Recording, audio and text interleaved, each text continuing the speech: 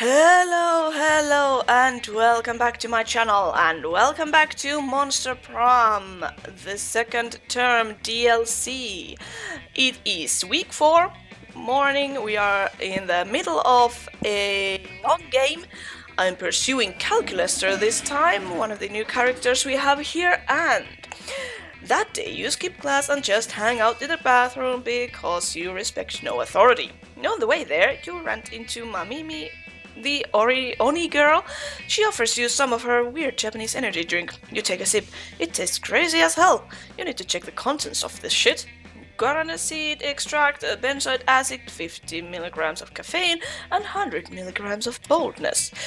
Well, it wasn't bad at all. You gain +2 boldness, thank Mamimi, and proceed to the bathrooms. It is always nice to see your friends succeed, and by the increase in employees in Vera's illegal law firm, she's clearly doing well. Hello, friend Brian. Have you come to this place for carbon-based life forms to rid themselves of their waste in order to file a lawsuit, which I'm told is the primary function of this location? Calculester is an ideal secretary, as he loves to help, can perform research instantaneously, and type an infinite number of words per minute. And I'm the ideal apprentice because, for the last time, Zoe, you're not my apprentice because you have no interest in my law practice or helping me acquire vast sums of money. You're clearly only here to research another of your stupid fanfictions. My spooky High Court legal counsel, AU, guilty of love, is not stupid. Clearly, you're worried about taking me to the. Clearly, you're worried taking me on would lead to a lawyer-apprentice love story. That is not the case. Oh my god, is that because you're already involved in lawyer's secretary love story with Calculester? I demand to speak to a lawyer immediately. You have come to the right place, friend Dahlia. As everyone knows, bathrooms are the most common location to take care of legal problems. Far too long have I attempted literal battle to claim the 8th circle of hell from the LaVey clan, so now I shall attempt to defeat them in legal battle. Dahlia, my wealthy friend, I would be more than happy to assist. But Damien is our friend. Sounds like repressed sexual tension to me. Everything sounds like repressed sexual tension to you. True that. I have brought with me this chest full of spoils of war, prepared to pay any price for your legal advice.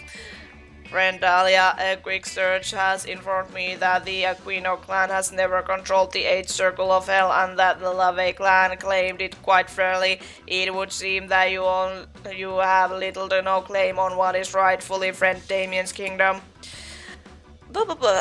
Zip it, Robo-Secretary. You know nothing about the law, and there is little to no chance that Dahlia is not loaded, and I'm therefore happy to take her on as a client for a large sum of money. You have chosen the right side, Fiendish Corgan. Now what is the plan for my legal victory? The plan? Yes, the plan. Which I have one, of course, because I am a very qualified lawyer, and your case, for which you have absolutely no legal grounds whatsoever, certainly will be winnable. We just need to bring in surprised witness, shout objection over and over again. Oh shit. I don't know. Surprise witness? Yes. Surprise witness? How surprising. I love surprises. Specifically ambushes. I love doing ambushes. Yes, and what is a surprise witness if not an ambush of the defendant?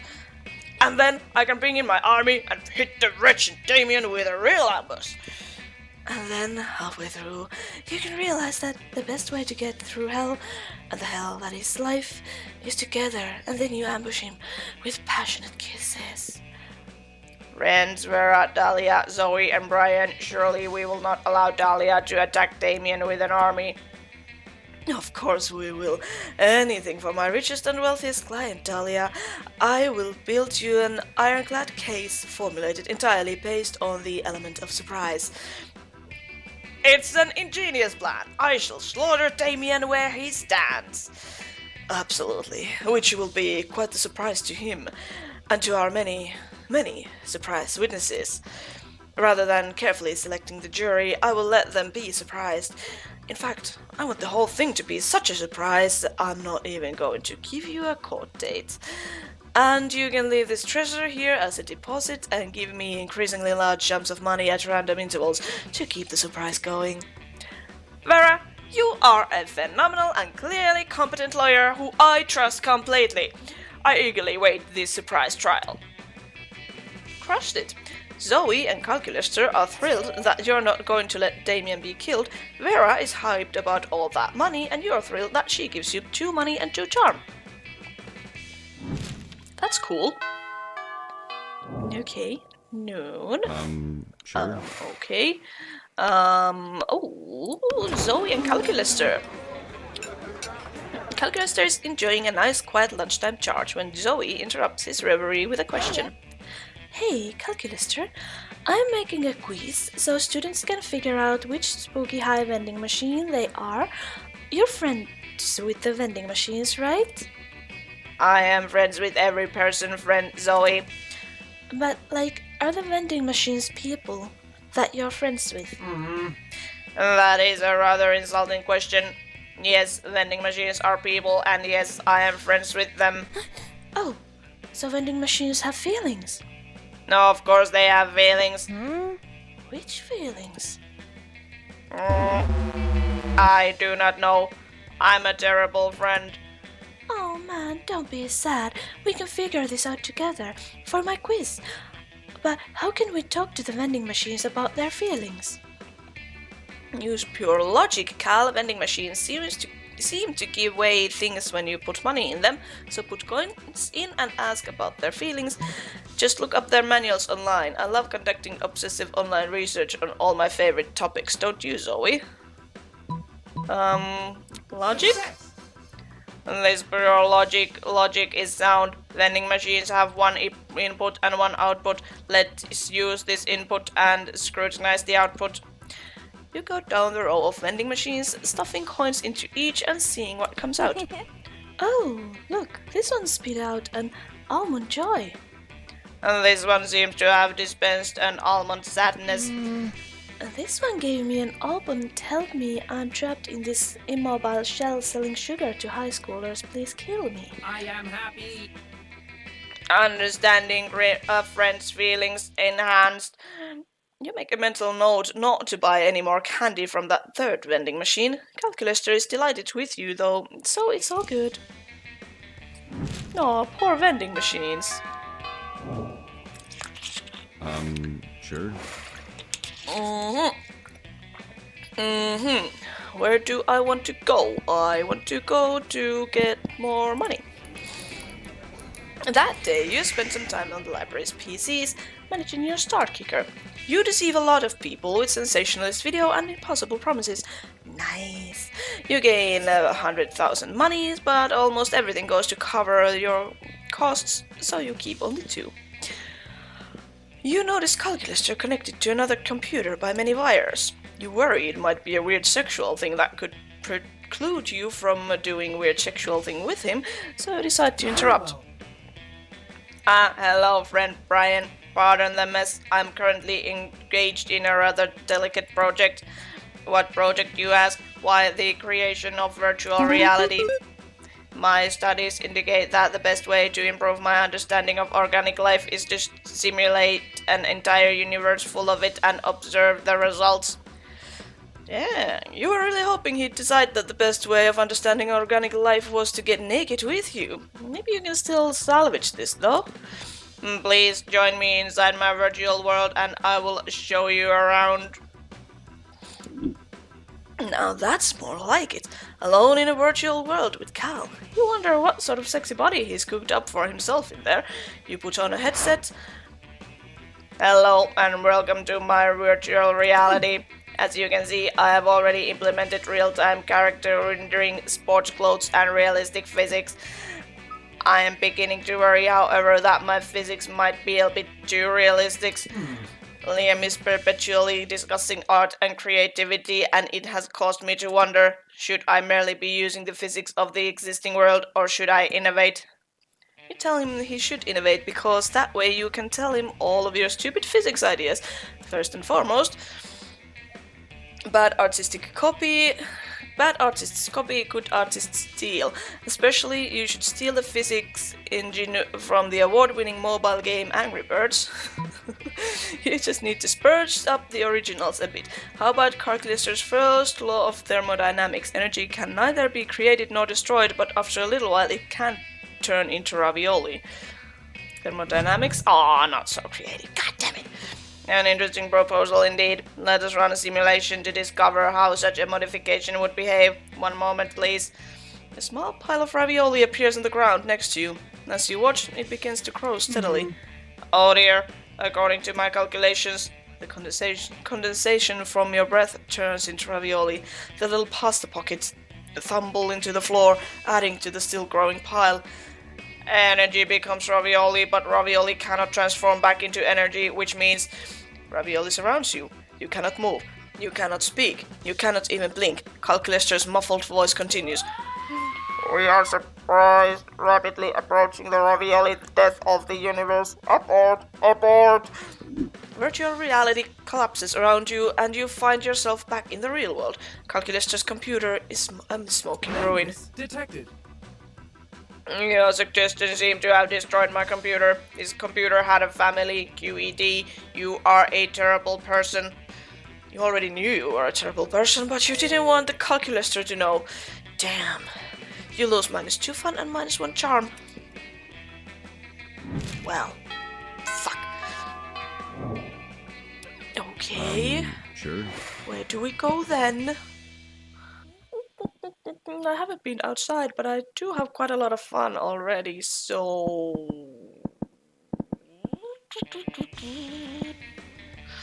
And I don't want to buy anything, so gym isn't really worth it. Yeah, let's go to the bathrooms. That day you skip class and just hang out in the bathrooms because you respect no authority. While in the bathroom, you tell yourself in the mirror that you are so bold, you would kill a tiny big-eyed turtle with your bare hands. That monstrous act would instantly give you +500 boldness. But come on, you're just talking to yourself in the mirror. What's the merit in that? You know what, you can keep +2 boldness anyway for saying that to yourself out loud. Thank you. The whole time you've been in here, Calculester has been standing motionless in front of the mirror, gazing at himself. It's starting to creep you out, so you ask him what's up. Farewell. Oh, hello, friend. Pay no attention to me. I am merely contemplating my lackluster appearance. What do I mean by lackluster? Well, Webster's dictionary defines lackluster as lacking in sheen, brilliance, or vitality, dull, mediocre. But in this context, I specifically mean that I lack the myriad customization options available to more handsome classmates. I have no hair follicles and thus no hairstyle. My skin is made of metal and plastic, not ideal for application of makeup. How will I ever become hot and sexy if I cannot tart myself up?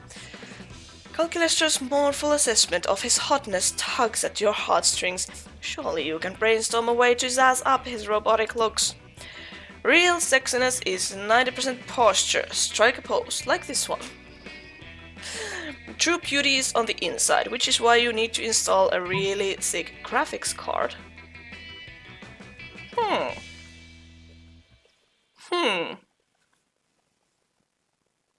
Graphics card? So smart, yeah. You reach into your backpack and pull out the top-of-the-line graphics card you stole from the Russian mafia. Is that an Ex Machina 2160 iFucker Pro? That card produces colors only dogs can see. Please stick it in me right away. You are happy to oblige. In moments, you've got it all hooked up and ready to go. I feel amazing. Look at how fluid and vivid my facial expressions are. Oh dear! I am happy.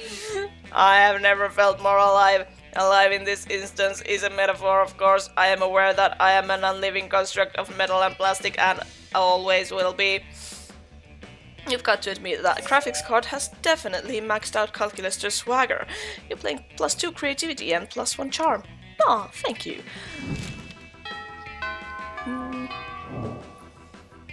Okay, then... Yeah, let's go sit with Calculester and Vera. Vera is spending her lunch period scheming as usual. Calculester looks on in a mechanical approximation of dismay. Now, if I can get the poison into the next shipment of cafeteria food, the starving students will be forced to pay me inflated prices for my authentic food flakes. Vera, no, do not do this. Why? Have you determined that it is unprofitable? No. Pathetic. Are you looking for a cut? Negative. Are you a RoboCop? You have to tell me if you're a RoboCop. I am not a law officer, but what you are planning to do is wrong. Agree to disagree. Error cannot comply with internally contradictory instructions. Meltdown imminent.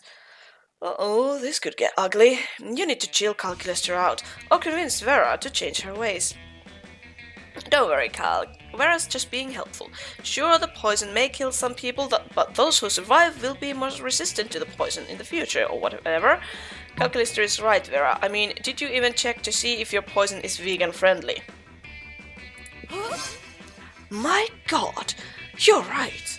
My go-to poison uses basilisk's blood as a base. It is good for routine political assassinations and killing up people who disagree with me, but for a mass operation like this, the basilisk rights activists will be up in arms. And some of them have a lot of arms, because they're octopi. Oh, well, back to the drawing board. Looks like I'll have to find a plant-based poison to work. Analysis. Friend is still attempting an unethical plan, but on a longer timescale and with animal-friendly ingredients. Initializing love.exe. I accept this marginal improvement. Brian, you are technically a good person. Aww, he likes you. Probably. Okay. Oh, we are getting close. We are getting close. Sure. Okay, then where will we go? Yeah, let's go outside for fun. That daring during recess, you start on half-an-hour rave. That goes full crazy. You have no idea how it escalates so much, but at one point there are like 300 people. Someone summons demons from Nightmare Dimension. The consequences might distort the fabric of reality itself, but who cares? It's a rad party. Okay, +2 fun. You notice Calculester taking one of his favorite succulents out for a walk. Suddenly, the wolf pack comes jogging around the corner and nearly crashing into him. Hey, watch where you're going, nerd! I am terribly sorry. I was simply taking my succulent for its daily walk. I know that succulents do not require walks, but I believe they appreciate them. What? Sorry, bro, I wasn't listening. I was too distracted by your lack of facial hair. I am sorry. I mean, look at you two. When was the last time you shaved? Never? Are you talking to me and my plant? If so, there is a simple explanation for our lack of facial hair. I myself am a robot and my succulent is a succulent. Neither succulents nor robots grow facial hair. I've got a succulent for you if you know what I mean. It's long and hard and I keep it in my pants. I call it my cactus. Haha, nice bro, good job. Good joke. Fist bump my fist with your fist, bro. Oh, you like succulents too? Can I see? No. Oh, okay. Well, I'll just be getting back to my walk then. No way! Not so fast, bro. We're not about to let you unmanly facial hair-lacking asses just wander around our halls. We demand you grow a beard. Now. Well, that's certainly not going to happen. But maybe you can find another way to convince the wolf pack that Calculester is manly enough to walk these halls. Sure, facial hair is manly, but you know what's even manlier? A face made of entirely glass and metal. Calculester does have facial hair, he just doesn't carry it with him all the time. Duh. Ooh.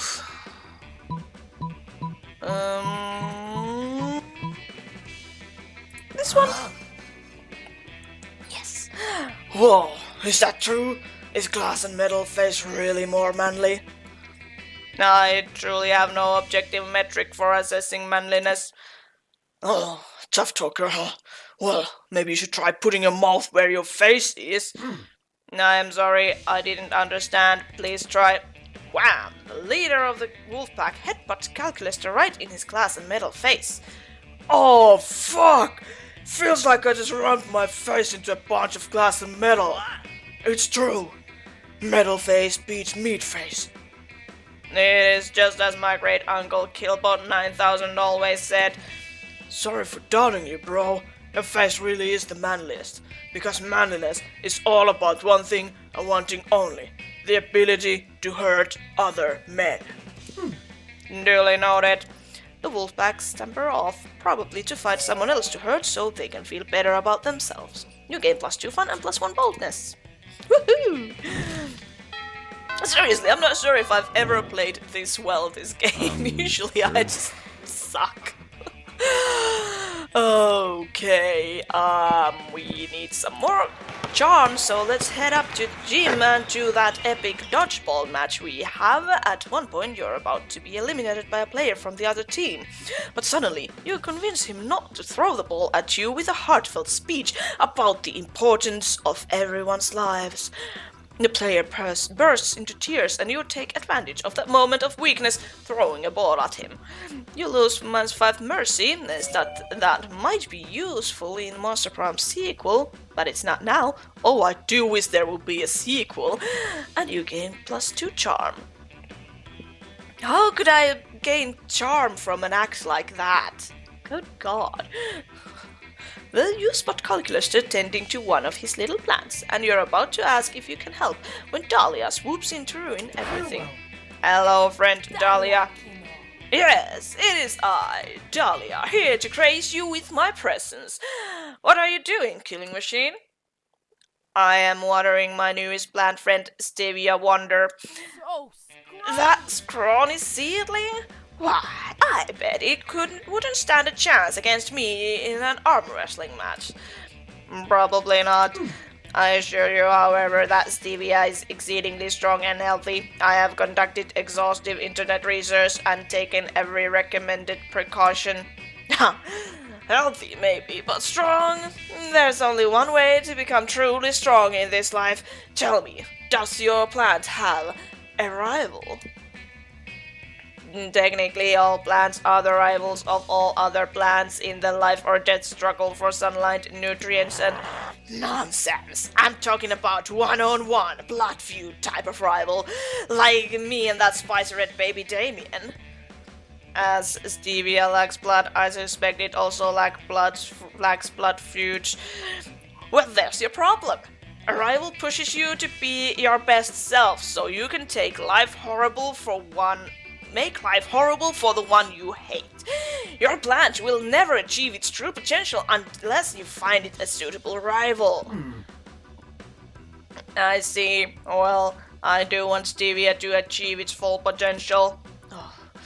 You need this interaction to end so you can go back to flirting with Calculester. Help him pick a rival for his plant and get this over with.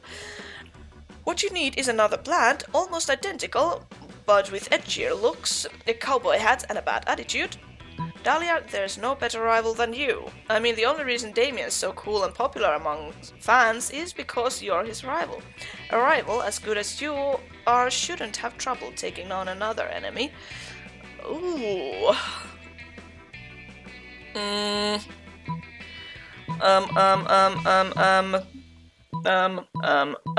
I don't know. I don't know which to pick. Dahlia? Oh yeah. Wow. You really think so? I mean, of course, I am the great rival. I am the greatest rival. Damien should be honored to be hated by the likes of me. And I suppose it would be selfish for me to restrict my enmity to just one entity. Alright then, Stevia Wonder, I formally declare us rivals for life. Now allow me to humiliate you by growing faster than you could ever hope to grow. My analysis shows that Stevia Wonder is now growing 0.08% more rapidly than average. I am happy. This rivalry appears to be a success. Congratulations, everyone. Yes, congratulations, everyone. Except your stupid plant, which I hate now because we are enemies. You really are the best at bringing people together. You gain +2 creativity and +1 charm. Oh, the prom night grows near. Sure. Okay, hello. You sit down with Zoe and Calculester. Zoe seems to have brought some fresh sanity today. That is, she has a screaming man strapped to the table and is currently siphoning his sanity out through his eye sockets. Friend Zoe, I'm afraid I must take issue with your current practice. What?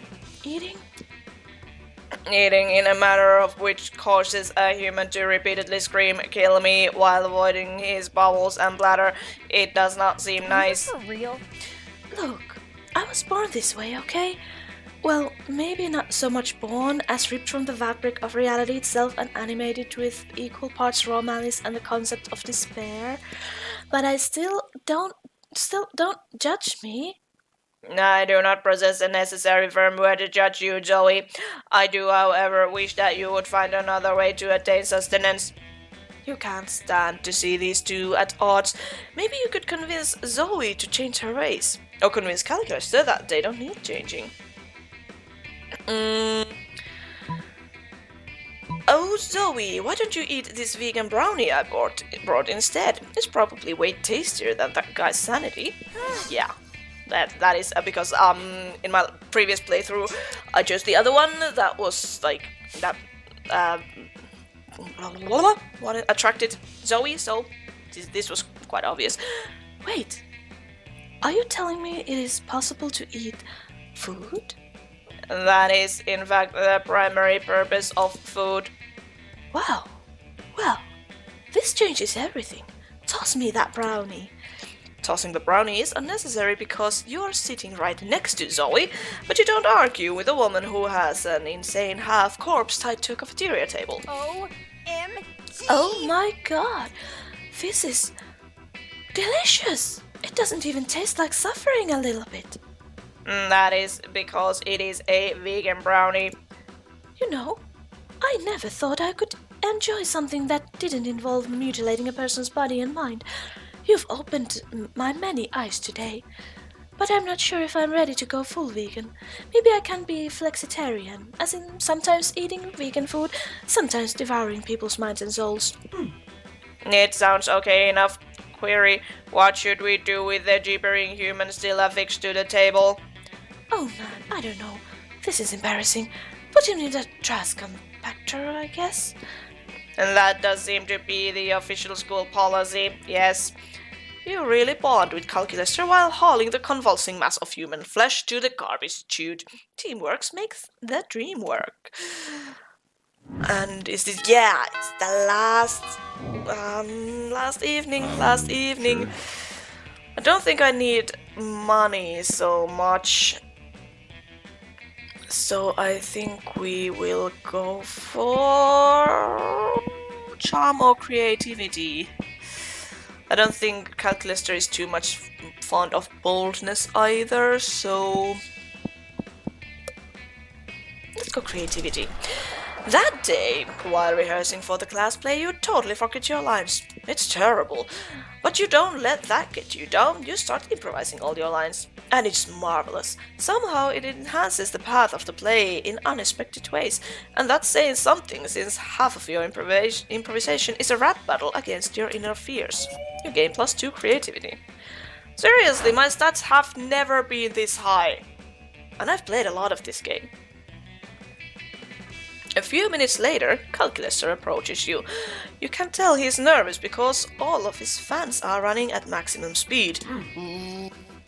Hello, friend Brian. My calculations indicate that I possess a greater than average amorous feelings in relation to you.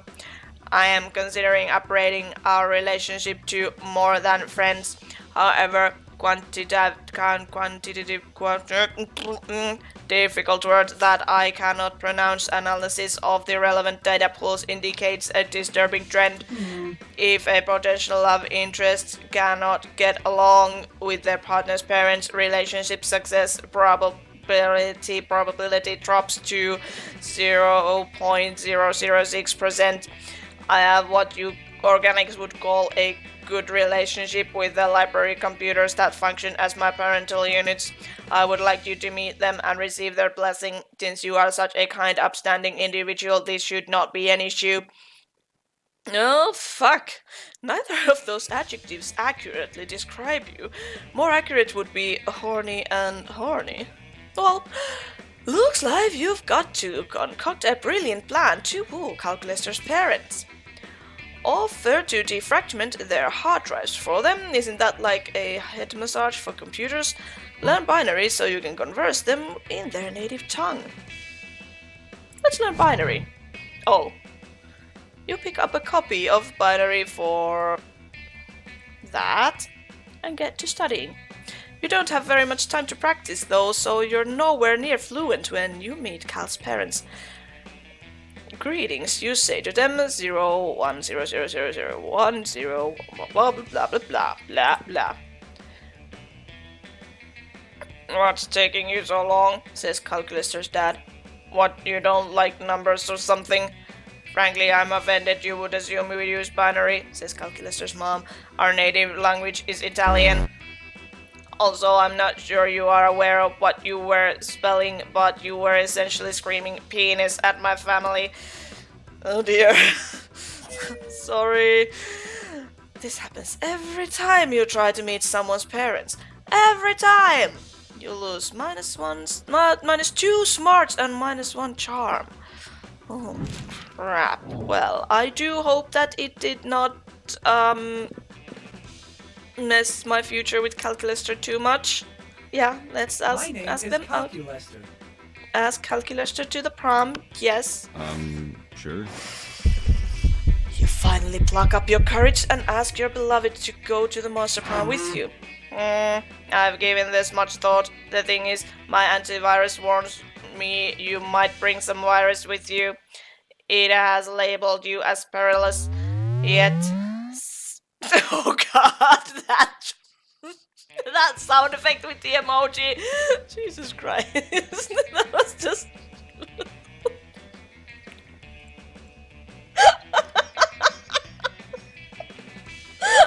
Okay.